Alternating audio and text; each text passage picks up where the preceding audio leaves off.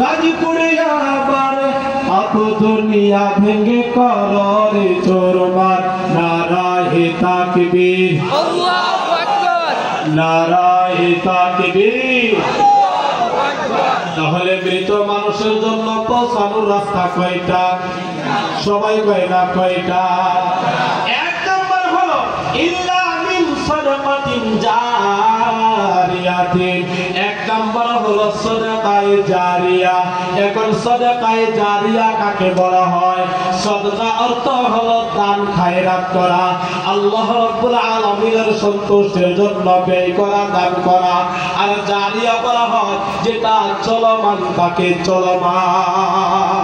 যেমন রাস্তাটা ভেঙে গেছে, এই রাস্তাটা মানুষ যাতায়াত করতে পারে না, অনেক কষ্ট হয়। এখন আপনি 500 টাকা খরচ করে এই ভাঙ্গা জায়গাটা ঠিক করে দিলেন। এই রাস্তা দিয়ে যত মানুষ যাবে এর একটা সওয়াবের অংশ যিনি ঠিক করে দিল তার আমলনামার ভিতরে ঢুকতে থাকবে। আর একটু জোরে কন্যা সুবহানাল্লাহ। এটা হলো সবার ক্ষেত্রে, সবার ক্ষেত্রে। এই রাস্তা যতদিন থাকবে ততদিন পর্যন্ত এটাও ঠিক থাকবে, সওয়াবের ফয়সালা থাকবে। ও আমার ভাই, মাদ্রাসাটা হয়েছে নতুন মাদ্রাসা। ও দোস্ত, এই মাদ্রাসার ভিতরে যারা পড়ে একটু মনোযোগ দিয়ে শুনে, আমিও এরকম মাদ্রাসার ভিতরে পড়ালেখা করেছি। সর্বপ্রথম কওমি মাদ্রাসার ভিতরে নুরানি পড়েছি, এরপরে হেফজ করার মধ্যে পড়েছি, এরপরে মাওলানা লাইনে দাওরা পর্যন্ত পড়েছি, এরপরে ইফতা করেছি মুফতি, এর পাশাপাশি মেডিকেল কলেজে ডিএসএমএস একটা কোর্স করেছি। ও আমার ভাই, পাশাপাশি ঢাকা সরকারি কবি নজরুল কলেজে ওই জায়গার ভিতরে অনার্স করেছি। অর্থাৎ যে কথাটা আমি বুঝাইতে চাই, স্কুল বলেন, ইউনিভার্সিটি, মেডিকেল বলেন, অন্য যা কিছু বলেন, ওইগুলোর ভিতরে সরকারি অনুদান পাওয়া যায়। আর একটা মাত্র মাদ্রাসা আছে বিশ্বের বুকে, এটাকে বলা হয় কওমি মাদ্রাসা।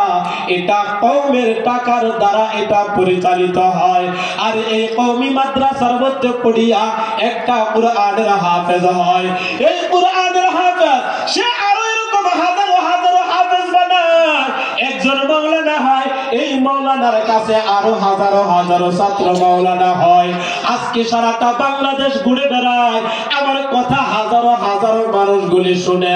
সবাই আমল না করলেও কুরআনের যেই সওয়াবটা আছে, আমি যার বাড়িতে খাইয়া পড়ালেখা করছি, ওনারা আজকে দুনিয়াতে নাই, ওনাদের কবরের ভিতরে অটোমেটিক একটা সওয়াবের অংশ ঢুকতেছে। বলেন সুবহানাল্লাহ। এটাকে বলে সদকায়ে জারিয়া। আমি যতদিন থাকবো আমার আমলনামা থেকে নয়, আমি যে আমলগুলি করব, কুরআনুল কারীমটা তেলাওয়াত করব, আমার লুজিং মাস্টার অর্থাৎ আমি যে মাদ্রাসায় পড়েছি, এই মাদ্রাসায় যারা টাকা পয়সা দিছিল তারা দুনিয়ার বুকে নাই, তাদের অন্ধকার কবরে একটা সওয়াবের অংশ ঢুকতে থাকবে। আল্লাহর হাবিব বলেন, এক নম্বর হলো ইল্লা মিন সাদাকাতিন জারিয়াতিন, দুই নম্বর হলো আও ইলমিন ইনতাফাউ বিহি, এমন ইলম অর্জন করা যে ইলমের দ্বারা মানুষের উপকার হয়, ক্ষতি করা হয় না। আর ইলমের ভিতরে সর্বশ্রেষ্ঠ ইলম হইল এই কুরআনুল কারীমের ইলম। আল্লাহ সুবহানাল্লাহ। ব্রেনের দ্বারা এই কুরআনুল কারীম মুখস্থ করতে পারে না, ব্রেন ভালো থাকলে এটা করতে পারে না।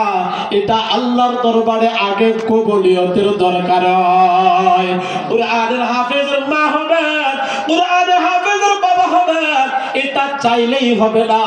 এটা আল্লাহর কাছে কবুলিয়ত যদি হয় তাহলে একমাত্র কুরআনের হাফেজ হওয়া যায়, কুরআনের হাফেজের মা আর বাবা হওয়া যায়।